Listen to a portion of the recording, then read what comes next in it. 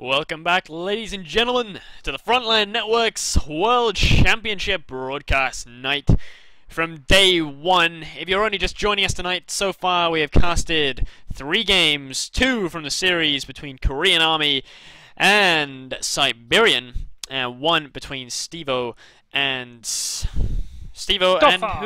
who's his opponent? Stevo and Stoffer. Stevo and Stoffer. I need to remember his name. But today's been day 1 of the tournament, where the first 128 players that started out will get narrowed down to 32. We're still not done yet. The referees are still hard at work getting everybody to their games because they are still going on as we speak. But by the end of tonight, we will know who our 32 players are who are going into our big single bracket tomorrow, to then get narrowed down to 8 players, or in fact, no, to get narrowed down to 4 players, to then go into the Sunday and see who is going to walk away with a $1,000 prize. But for now, exactly. Yeah, it's big money for Company of Heroes. At least it's big money. But today we are going to be heading back into the fields of the Eastern Front, and we're going to be going in with a different series this time. What players are we going to be watching tonight, Fatal? We will be watching one of the most popular streamers in the Company of Heroes community, HelpingHans. He will be taking on the austere side of things for this first match between him and Morgengrad, a fairly unknown player to me. He's not a streamer, for example, so I haven't really seen him that much. I believe he is on some of the Company of Heroes fan sites like Kotu.org game replays or the official Company of Heroes forums, for example. But apart from that, I haven't seen much from him. I've not been watching any of his replays, for example, if there are any posted, etc. So for me, he's fairly unknown. But I have heard from plenty of people that were watching Hans stream these games that these games in this series is really, really good, especially for being on Pripyat Winter. You know, where with the blizzards coming in, that kind of slows down the gameplay, etc., etc. Apparently, both players don't really care about the blizzards in this game. It's all about winning. It's all about just churning down your opponent's army until he has nothing left, and then drive over the dead body of his troops and finally win. I'm excited. So am I. So let's be jumping into this from the 5-second mark. Let's be unpausing in 3, 2, 1, unpause. 6, 7, 8, 9, and 10. And we do have coaches coming up for Morgengrad as usual. I gotta say, that last game between Korean Army and Siberian was really cool. I like the tank battles a lot, and the Su-85s versus the P4s, etc. Good game, very good game. It was a good game, but it sort of felt one-sided the whole way through, like as if Korean Army wasn't really sure what he was doing. I think, because I know that he was practicing a little bit with Lollipop, who's another very well-known Korean COH player, and actually, if you watch our channel, the Frontline Network, over on YouTube, you'll see we did a game with Lollipop where he did a very similar build order of Gren, loads of Grens. It was actually more than we saw there. It was something like 7 Grens because he lost a few. And it was, I think they've been taking some tips off each other. I think Lolly's been telling Korean Army, getting him up to speed, you know, this is what you want to build. These are the good strategies. And I just think he was just a little bit uncertain with what he was doing. Because, you know, there is a great deal of tactical flexibility in Company of Heroes 2. You really can make almost anything work. It's just about the execution. Yeah, pretty much. You can make both tactics work. There's obviously something that generally doesn't really work, but the main thing is that if you come up with, as Company of Heroes 2 is so new, the metagame is constantly evolving very, very rapidly as well, compared to Vico, where the patches were, you know, few and long apart, and the metagame basically generally slowed down a little bit between the last few patches that went in for Company of Heroes 1. But Company of Heroes 2, obviously being brand new, constantly updating, everything's changing back and forth, and some things get changed, some things get nerfed, some things get buffed. It's very hard to say what's gonna work and what's not gonna work. And as long as you kinda, you know, catch your opponent off guard with his pants down, I think you can make most things work. Oh, definitely. There's a lot of strategic flexibility out there. You know, you can It's as much, if not more, than what there was in Coming of Heroes 1, because particularly, it's a really exciting time for the game. Obviously, we've got these constant balance patches. Things aren't totally balanced. Nobody's saying that at all. But this is the time when you can go out there and you can really craft your own metagame. If you can find something that works well for you and you start doing it and you can do it well, it'll catch on. People are asking you to toggle the player list to make it a little bit easier. It's the top left one at the minimap. You get the player names on the top left-hand corner. So go ahead and do that, Tommy, and that'll make it easier for people to see who is playing and who is playing what faction. And we do have Morgengrad taking on the Soviets and HelpingHans playing as the Axis in this matchup. Okay.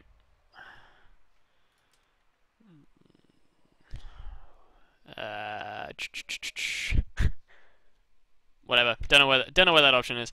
The minimap, top left round button, the player list with the 3 guys. Yes. Okay. At the minimap thing, yeah. Okay.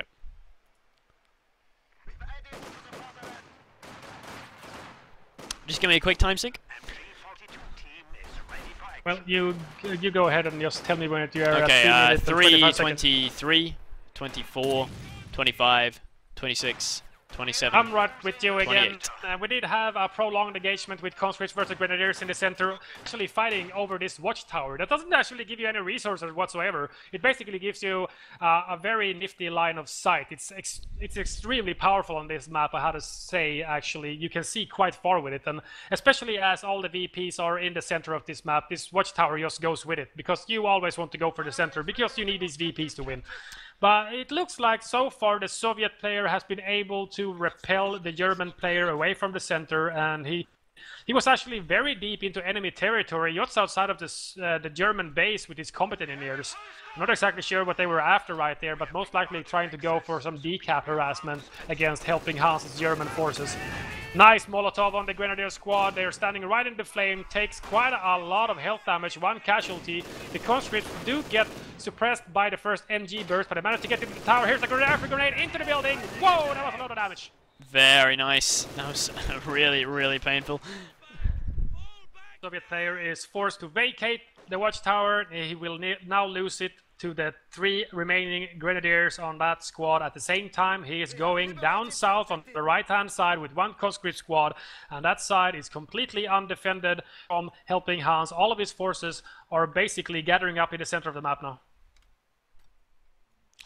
It's interesting that they decided to focus so much on this watchtower. It's sort of like the old, it's the old Semois sort of mental trick. A lot of the fighting would happen around the 2 middle munitions points. The 2 middle munitions points, they were both +5s. They didn't really represent any sort of huge amount of resources, but it just feels like you should be fighting over them. Like they're there in the middle. Surely that means you should be fighting over them. And of course, that's where all the VPs are on this map. You got all 3 VPs all around this center bit. And ultimately, all the resources in the world won't save you if you're drained from VPs, so... Yeah, you can have a pop cap of 100 out of 100 and 0 VPs in possession, and you'll still lose very rapidly, especially when you're triple cap. The VP drain is extremely fast, and you really got to pay attention to that.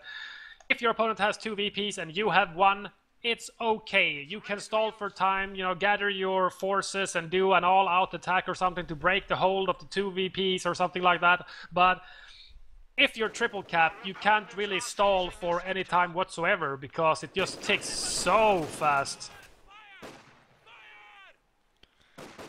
Got some MG42 action down here in the south, pushing away a couple of conscripts. Moving in to try and get the cap. It looks like the map is basically splitting down the middle, which is what we see on a lot of these games. We see the map pretty much split down the rivers. Even though the rivers are iced over, they're still sort of perilous to cross, and you sort of feel like you're treading into enemy's territory the moment that you go across them. So it just almost mentally, it just feels safer just to stick on your side. Yeah, you know which side is yours. It's your side of the frozen river. This is my side. This is my resources. Then you go for harassment. You try to extend and steal your opponent's resources away.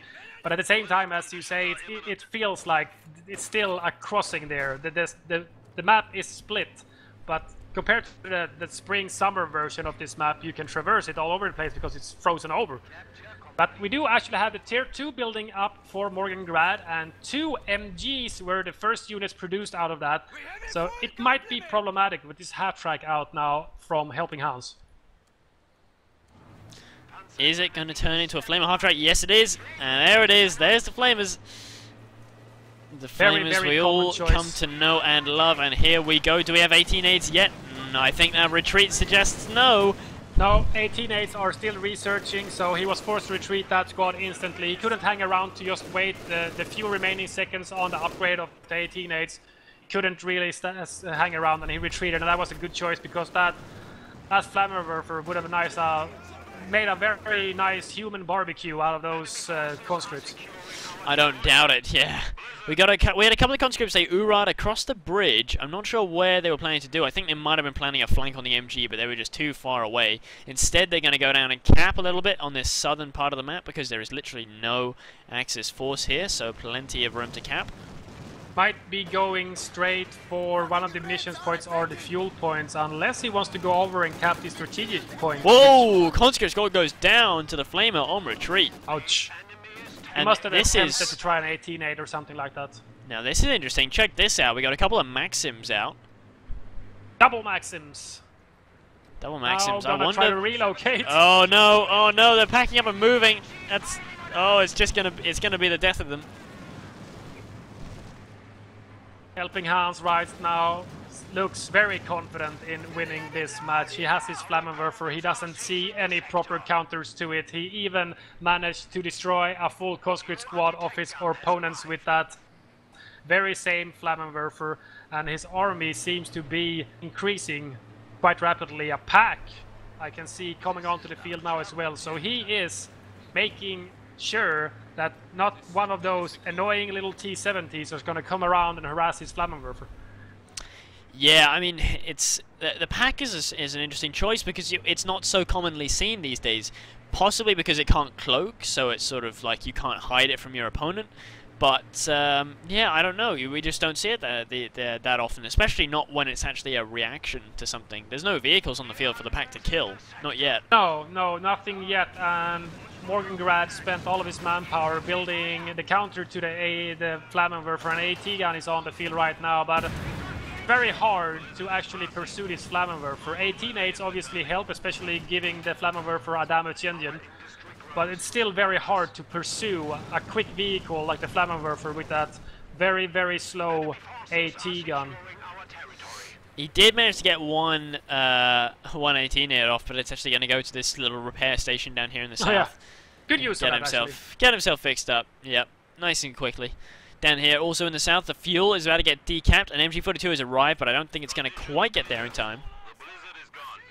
Hans actually went straight for the cutoff up at the north side of the portion and cut off the fuel point, and he's now capturing it as well. We do have the artillery secondary ability used on that AT gun against that E and Grenadier around the fire pit in the yellow cover from the sandbags. Whoa. That's going to force a retreat on the Grenadiers. At the same time, a Maxim versus MG, but I'm pretty sure that MG42 is going to have to dodge and try and run away. Here we go, packed up, retreating back to base as well. Flammenwerfer was topped off at that repair station, chases off the remaining conscript squad down here that actually decapped the fuel, but apart from that, he didn't manage to do much more. Order out now from the Soviet player as well, most likely a reaction to the double MGs from Hans. Well, there's, yeah, mortars and MGs, it's a very different style of Soviet play, and I think it just goes to show what we were saying earlier. There's a lot of different ways you can play this game right now. There is a lot of stuff that is totally undiscovered. I think one sort of slightly gimmicky strategy that has come to light recently is sort of pure Maxim spam, like building sort of 4 or 5 of them. And, I mean, it sounds ridiculous. You would never do that in a Vico game. Like, 530 cows? Pfft, you must be nuts. But it kind of works on some levels because, well, first of all, you've got all the other crew members who are carrying rifles, so they can defend themselves. You've got the fact that it's a 6-man squad, so it's very tough and very resistant to snipers. There aren't really that many easy counters to it. And it packs up and resets up very, very quickly, so it is a very rapid weapon. It's not like the MG42, which takes time to flip. Oh, Flammenwerfer gets taken out by the AT gun combined with conscript 18-8s. He actually got caught in the little forested area in the deep stone. It was so slow, so he didn't manage to get away. But the retaliation from Hans comes instantly by decrewing that said AT gun. But the Flammenwerfer is finally dead, and it's not going to be burning any more Soviets today. The base MG opens up here on these P-Grans, but miraculously they don't actually get suppressed. Wow, those are some resistant PGs. Hans attempted to get the kill off a conscript that was down to one man retreating back to base, but it did just not manage to do it as they got out of range from the STG-44s that P-Grans are equipped with. And now this MG is getting shot at by these Pios, but they actually don't have a flamethrower. They have a minesweeper equipped, so they only have 3 MP40s, and with green cover, that MG 6-man crew is going to be able to sit there all day. Oh yeah, these I don't think a Pioneer sweeper is really known for its firepower. It's not going to do anything, really. He might as well just backtrack away, or maybe even just hard retreat right now, because here comes the conscript squad now, but there's a new half-track out. And it's also upgrading to flamers. It's going to be hitting it in about 3, 2, 1, pop. Flamers are go. Obviously Hans finds that he needs something to combat the 2 Maxim MGs from the Soviet player, and this Flammenwerfer is basically the bane of support weapons that can't really fend off the form of vehicles. 18-8 might be going in. No, PPSH upgrade, so we did actually have a doctrine choice for Morgengrad. Finally, he went with the guard rifle combined arms tactics, which gives him ability of calling on guards. He has hit the dirt for conscripts and the PPSH conscript assault package. He could also potentially build an howitzer on this map.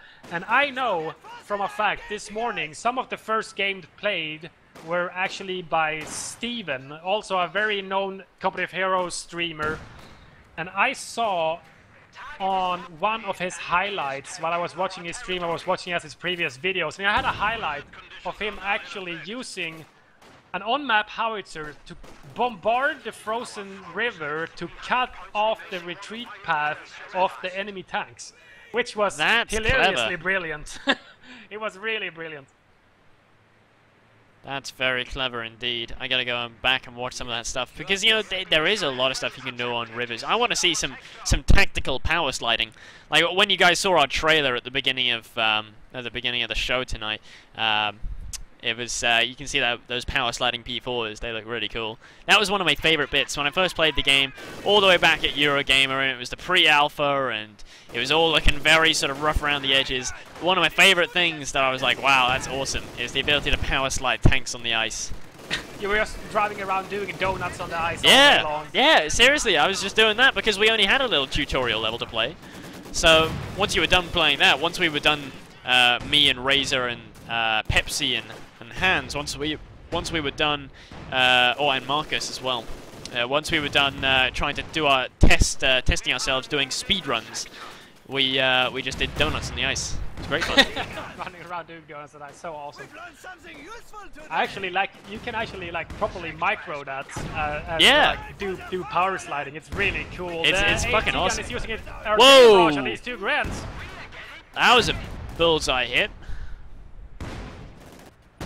One of the combat engineers for Morgengrad went down trying to place a mine, but the Flammenwerfer caught him out of position, and while they were planting and this attack was going on, as Flammenwerfer showed up in the north and basically burnt all the combat engineers instantly, and he lost that squad. We do have an Su-76 assault gun out now, with that little nifty artillery barrage. That's going to be able to help that AT gun barrage also to dislodge the support weapons from Hans. He's got that MG and 1 pack basically locking down the center, and Morgengrad right now is triple capped against the VPs, already down to 209. He will go below 200 very fast, and Hans is still in possession of all 500 VPs. Not a single VP lost.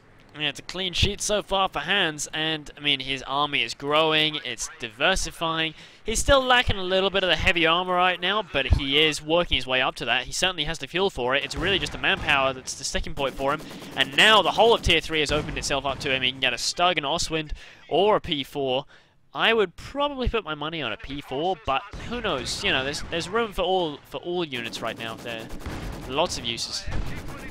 P4s being very, very popular now in the current beta game of Company of Heroes 2, as they got a fairly strong buff in the one of the last patches, which basically had a massive vehicle overhaul. It changed a lot of the vehicles, if not all of them actually.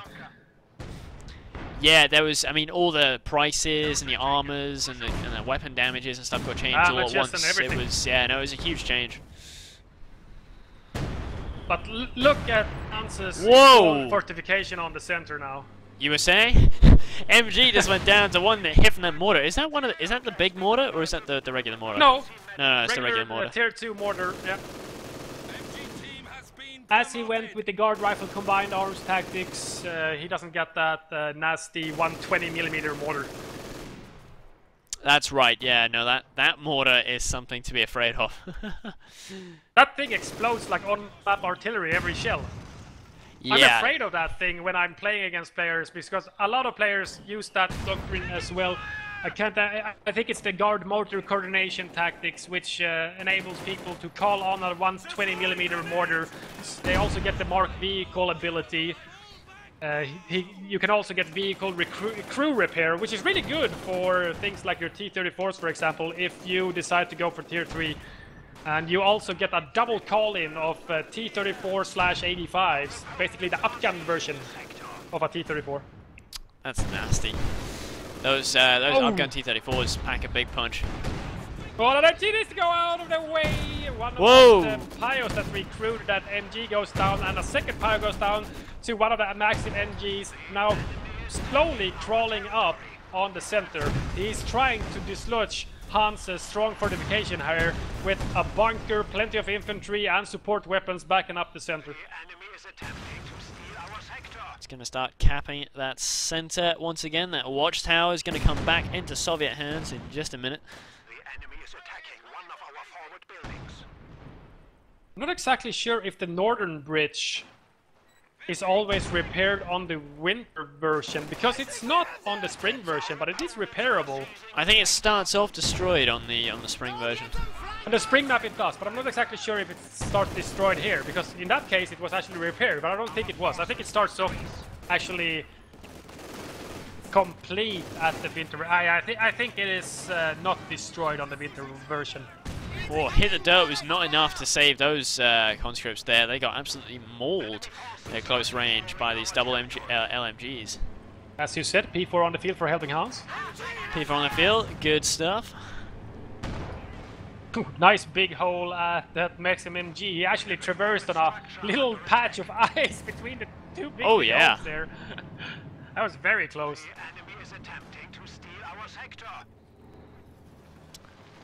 Mortar still firing away, and still Morgengrad down now to 124 VPs. He is getting seriously low now, but still hanging in there to his credit.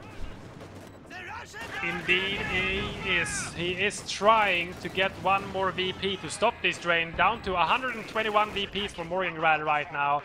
He does have the watchtower in his possession with an MG in it as well. But at the same time, he is being forced off the north now. He doesn't really have that many resources. Or that many units, for that matter. Well, he's got... he rebuilt the conscript that he lost, so he has 4. He's actually got 3 MGs with a 4th one cooking. So as you said before, Maxim spam is apparently quite viable sometimes, especially against heavy infantry play, which we are seeing Hans kind of doing. He's got 2 P-Grens and Grenadiers and support weapons. There's loads of infantry for the Maxims to shoot at. Here come a couple of Pioneer sweepers flanking. Bundle in the north of the Maxim is not going to take him out. Ooh, just a little bit of damage. A little bit. Not very much, actually. Su-76. Damage engine versus a P4, now destroyed engine, sitting duck completely. We do have an Su-85 just completed for Morgengrad. Might be able to get some pot shots on this P4 if he keeps going forward, which he does not. He decides to actually back off after killing the Su-76. A nice scalp for that P4 to have, and he's now going to back off. Another P4 up in the north. The P4 spam has begun, although in fact no, this is a Panzer IV command tank. So this is like the Panzer IV IST. It has a little stubby barrel, does nice AoE damage, and it also gives defensive modifiers to all units in the same sector, as long as that sector is owned by the player. Exactly, and it's from the Festoon Armor Doctrine, which also gives you, as we saw in the last cast between Korean Army and Siberian, he used these tank canisters, or the smoke canisters on his tanks. That's right, the same doctrine, Festoon Armor. So you're able to use smoke on your vehicles and tanks. You can also hold down your tanks with the help from Grenadiers, Pyos, or Piguans, which basically dig them into the ground. You also get a Pack 43 emplacement, which is basically like an 88, but it's not able to move on its own like it is in Vico. But it's an 88mm Pack 43 emplacement. You also get that stubby P4, the command tank, and you get basically the most terrifying off-map ability from the German army, the railway artillery. It shoots 3 huge shells at whatever you target it at. Oh yeah, no, the railway artillery is... The explosion just throws up so much dirt into the air, it's quite magnificent to actually watch. It's like 3 little V1s. Mini V1s, yeah, kinda. Mini V1s. Sadly for Morgengrad, the VP drain is still on, and he's down to 76 VPs now. He is trying to capture the northern one. That bunker is on fire, and most of the infantry for Hans has been forced off the center and is actually on the far right-hand side of the map, or back at his own VP. The MG is flipped, but is at the same time under fire from a mortar. Back up in the north, we got a conscript squad getting suppressed and flamed out by this Flammenwerfer. Not in a great position. He does need to get the hell out of there before he takes too much damage. Another nice flank here. Grenadiers coming from right up in the rear. I think this one's going after the mortar. It's got 9 kills, so it is raking them in. Here comes the P4 flanking that AT gun on the right-hand side of the map. At the same time, the command tank took quite a lot of a beating from one of the Su-85s. From Morgengrad, and that's gonna force it back away and get repaired eventually. New conscript squad. So after losing 3 out of 4 MGs that Morgengrad was in possession of, he has now gone for conscript spam, losing a conscript there, but he's up to 5 squads of conscripts now. 5 conscripts. Indeed. That's, seems like a lot. I mean, especially when you're facing P4s and you know, vetted Grenadiers, Panzer Grenadiers, it seems like a strange choice, but I guess you can get PPSHs on all of them if you want, so it is quite a lot of anti-infantry firepower right there. Yeah, he will be able to combat all of the infantry from Hans with the PPSH upgraded conscript, but at the same time, as you say, the P4s are a problem. At the same time, MGs shut down conscripts quite rapidly as well. I'm not exactly sure. The pack actually capped the northern VP, and here comes one of the remaining, the only remaining Maxim for Morgengrad actually. Gonna get flanked by this Pigman squad, might be bundle-nated, I'm not sure. He's just trying to stop the drain right now because he's down to 53 VPs. He managed to drain 13 out of Hans. And there goes. Oh, nice bundle! Whoa! Goodbye, Maxim. Here comes a big push now. All 3 conscripts into the middle. You weren't kidding about the conscript spam. All blobbed up now, going for the VPs. I think he knows the pressure is on. Down to 40 VPs now. Hands all the way up at 487. So it's quite a killing in terms of the VP pressure. Hans has got all the time in the world right now. He is under no rush to go and get those VPs back. Just gonna finish repairing up his vehicles and just chill out a little bit, fortify himself a bit. His Vet 2 Flammenwerfer, the second one with 19 kills now, is gonna roll it in and try to stop these conscripts. The AT gun was decrewed long ago, still not recrewed. Whoa, conscript goes down, flamed out, with some insane crits. 23 kills on that thing now. Railway already shooting at the Su-85, I believe. He did not actually hit anything, however. Whoa, that had something. Firing on one of support weapons. Whoa! Look at that. It wasn't even top of the tank. It was just a little bit next to it, and it did 25% health damage or so. Something like that.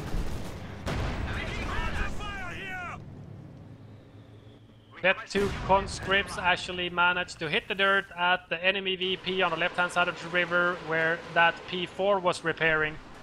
We have some indirect fire out now from Hans as well. A Panzerwerfer is out. He's going to be most likely bombarding, yep, the Su-85 in that position it was in before. A couple of Urad conscripts. They're desperately trying to get the decap on this VP. They have managed to stall the cap for now. And actually they managed to recrew a Maxim. It's just begging for a bundle. There's a bundle, but it was dodged. Oh! And those Vet 2 Pigrans actually lost out on that fight against the Vet 2 conscripts, even if they recruited They had a nasty Maxim. Molotov there, though. Yeah, it was a good health sitting damage. in the flames. The Vet 3 mortar from Morgengrad with 13 kills now is actually freezing to death. Those guys need to fire very rapidly. Whoa. Oh. Panzerwerfer firing. Incredibly, although we're down to 20 VPs, Morgengrad has actually managed to turn back the VP ticker. He's sitting on 20 VPs, so he's hardly comfortable, but No, he has managed to return the drain. He's recapping some of the territories. His fuel and 2 munitions points on the left-hand side of the map are still connected, however. That strategic point is still in Hans's hands. So he needs to connect that resources, because right now he's basically spent all of his fuel to get some indirect fire of his own. Katyusha's on the field. He's going to be able to retaliate against the strong fortifications from Hans when he sets that up with MGs and pack and, you know, all of his infantry. But basically Morgengrad is now out of fuel. He's out of time too. He's got to try and hold on to the VPs all game now. That's the only way he can win. Virtually, he just needs to never lose the VPs now. He's putting up some flanking defenses. The bridge in the center has been mined off by Morgengrad. There's a TM-35 mine there. So he's trying. Here comes more Katyusha fire. It's onto the other side of the bridge. They're basically firing at each other. Oh, look at the Pyres repairing that command tank. Fast retreat from Hans after taking some casualties from the Katyusha barrage. Not gonna chance it to stick around with 2 one-man Pyro squads. He retreats instantly. We do have a combat engineer sweeper. What's with these sweepers flanking? I don't know. These sweepers get into great positions where they can do a load of damage, but it's like, it's a sweeper. It can't do anything. It can't do any damage at all. The pack is now moving on to the center, trying to run away from the sweepers, right into the hands of these conscripts with PPSHs. Now these guys can do some damage. Oh yes. Decrewed in an instant. Ooh, if he steals that, that's gonna be real good against these 2 P4s and the Flammable. Oh, railway artillery down here! It's good. Oh my god! Whoa, look at that! MG was stolen. He's moving away. Whoa! But the second shot takes him out. Goodbye, stolen MG. Weapon explodes in the hands of that conscript as his hands are exploding at the same time. There is a third. Oh my god!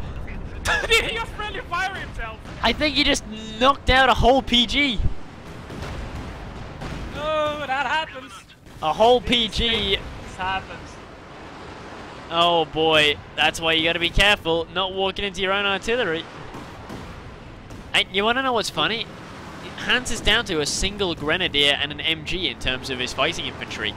That's all he has left besides vehicles. That's all he has left. You can't cap vehicles. Well, he's got 2 pioneer squads, but okay. Then again, against conscripts with PPSHs, the Pyos don't have. Oh, they don't stand a chance in hell. They don't stand a chance. They can't stay for long.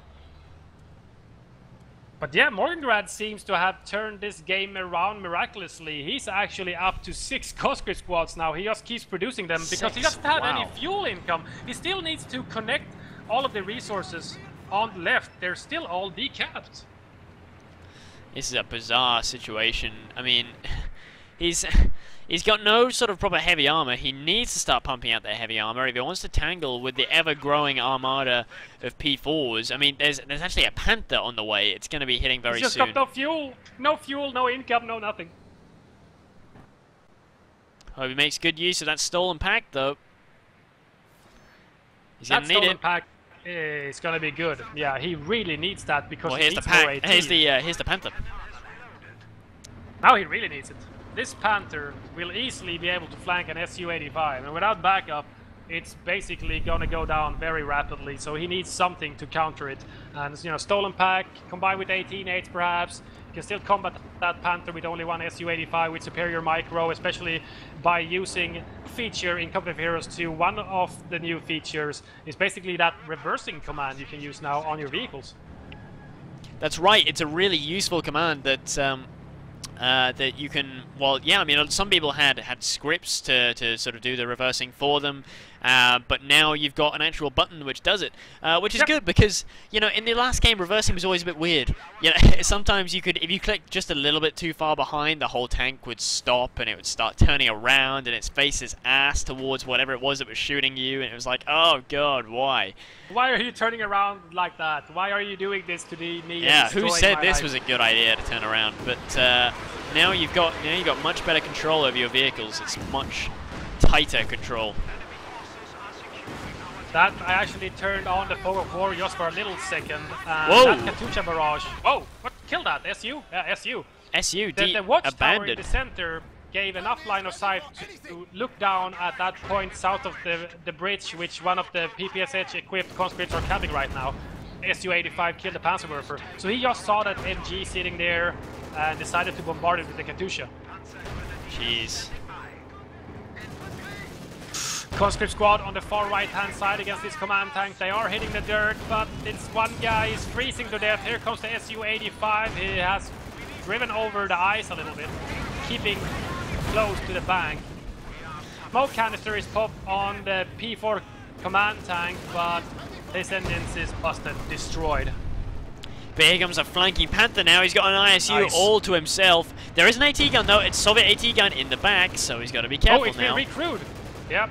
Su-85 kinda caught. He's trying to rotate. He's not going to be able to do it quick enough. But the AT gun might deliver some pain to this Panther, and he might be able to hide or something. Combined with that AT gun, get away from this Panther. I'm not sure. Hans does not seem to be wanting to let up on this kill. He could pay a heavy price for it. I mean, wow, look at the damage. Oh! Oh! Stolen pack! Stolen pack!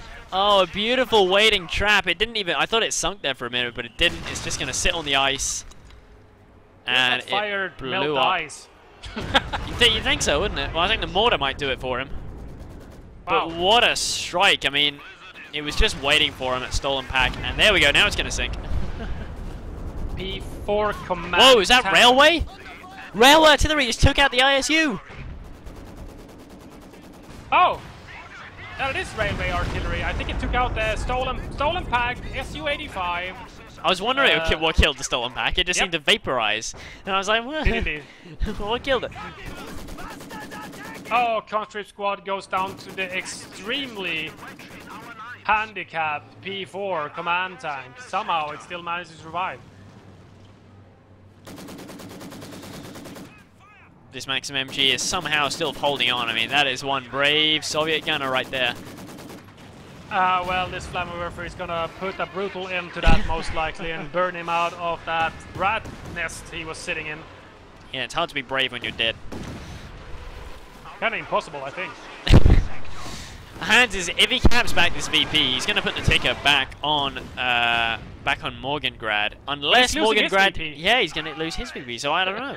Now they're just trading VPs all over the place. 19, and the drain is stopped.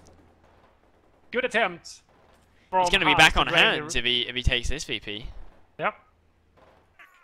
At the same time, that VP is obviously closer to the Axis base, so he will most likely be able to get that back easier than getting back the one in the north. And consider that railway already took out the stolen pack and the Su-85. Not exactly sure if the army composition from Wow. Morgengrad now. It's going to be enough. Look at this vet 3, more. Gren is just soloing Morgengrad's army, decrews an AT gun, decrews a mortar, and it's sitting here blocking the conscripts from moving out. Nice rifle grenade, does a bit of health damage.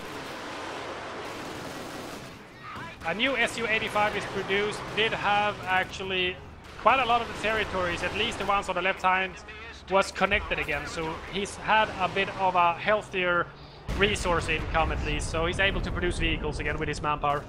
Whoa, was that I think a whole Railway conscript squad army, just whole went down. conscript squad just got vaporized. Oh my god, this railway artillery could be the thing that wins Hans the game here. If that just buys him enough time. Wow, look at this, there's a one-man LMG Vet 3 squad here. It's all that stands between Hans and winning this game. He ate a Molotov, lost 3 out of the 4 Grens in that prolonged engagement against conscript squads. But here comes a new Panther now. This Su-85 does not have the backup of 2 AT guns this time. Oh no, this Su-85 is in a bad spot right now. A very bad spot indeed.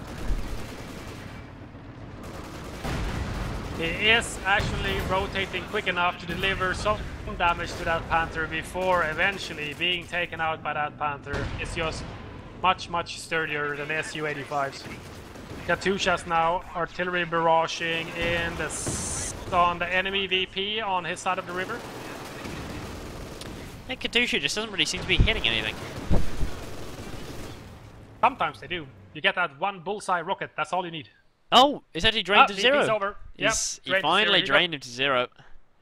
He did get triple capped in the end there. All of his infantry was basically exiting the Soviet base, but it wasn't fast enough. And somehow, miraculously, that P4 command tank is still alive. He has 31 kills as well.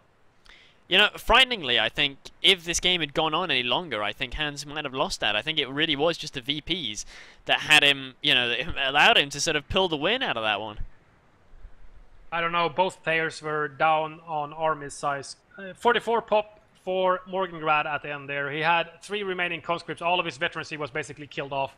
He called on a guard squad to try and get back to the center quickly enough to grab the VPs, but it was too little, too late.